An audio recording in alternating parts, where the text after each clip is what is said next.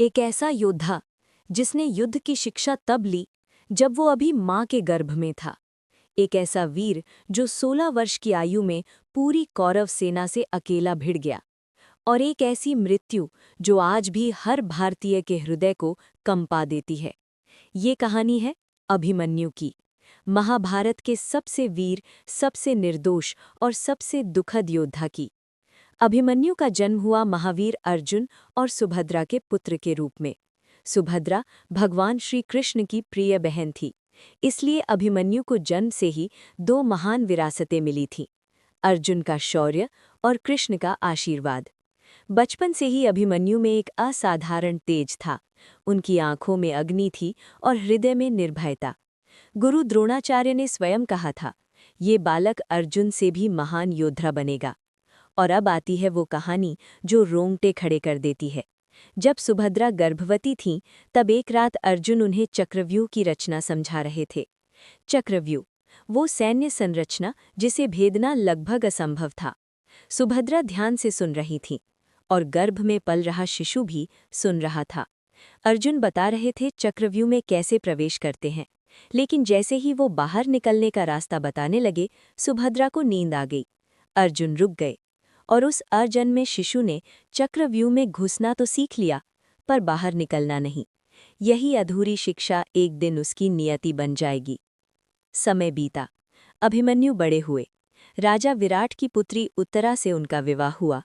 प्रेम था, खुशियां थीं, भविष्य था, लेकिन नियति को कुछ और ही मंजूर था। कुरुक्षेत्र का महायुद्ध शुरू हुआ और अभिमन्यु ने बिना एक पल सोचे अपने पिता अर्जुन के साथ युद्ध भूमि में कदम रखा। उनकी आयु थी मात्र 16 वर्ष।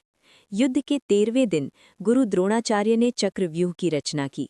पांडव सेना में केवल 2 योद्धा थे जो इसे भेद सकते थे, अर्जुन और कृष्ण। लेकिन उस दिन दोनों को दूसरी दिशा में भेज दिया गया था। युधिष्ठिर चिंतित थे, सेना घबरा रही थी।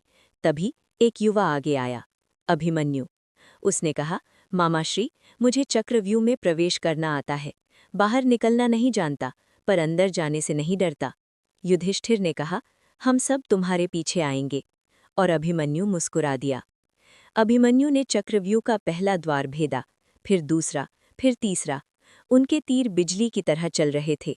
कौरव सेना के बड़े बड़े योद्धा एक एक कर गिर रहे थे, लेकिन जयद्रथ ने पांडव सेना को चक्रव्यूह में आने से रोक दिया। अभिमन्यु अकेले थे, चारों ओर शत्रु, कोई सहायता नहीं। पर वो रुके नहीं। अब कौरव पक्ष ने एक घृणित षड्यंत्र रचा। द्रोणाचार्य, कर्ण, कृपाचार्य, अश्वत्थामा एक साथ एक निहत्थे बालक पर हमला करने लगे। कर्ण ने पीछे से उनका धनुष तोड़ा, रथ के घोड़े मार दिए गए, रथ का पहिया तोड़ा गया। अभिमन्यु के पास कुछ नहीं बचा, न धनुष, न रथ, न सारथी। तब उन्होंने रथ का टूटा हुआ पहिया उठाया, और वो अकेले पूरी कौरव सेना से लड़ते रहे। अंत में अभिमन्यु गिरे, पर उनके चेहरे पर भय नहीं था, क्रोध नहीं था। वो मुस्कुरा रहे थे। एक 16 वर्ष का योद्धा जिसने अकेले सैकड़ों सैनिकों को परास्त किया, जिसने कभी पीठ नहीं दिखाई, जिसने धर्म की रक्षा के लिए अपना सर्वस्व न्यौछावर कर दिया। जब ये समाचार अर्जुन को मिला, वो टूट गए। श्री कृष्ण की आंखें भी नम हो गईं, और सारा आकाश जैसे रो पड़ा। अभिमन्यु की कहानी हमें सिखाती है, साहस ये नहीं कि तुम्हें जीत का यकीन हो, साहस ये है कि तुम जानते हो लड़ाई कठिन है, फिर भी तुम मैदान नहीं छोड़ते। अभिमन्यु अमर है, हर उस इंसान में जो अकेला होते हुए भी लड़ता है, हर उस योद्धा में जो टूट कर भी झुकता नहीं। जय महाभारत, जय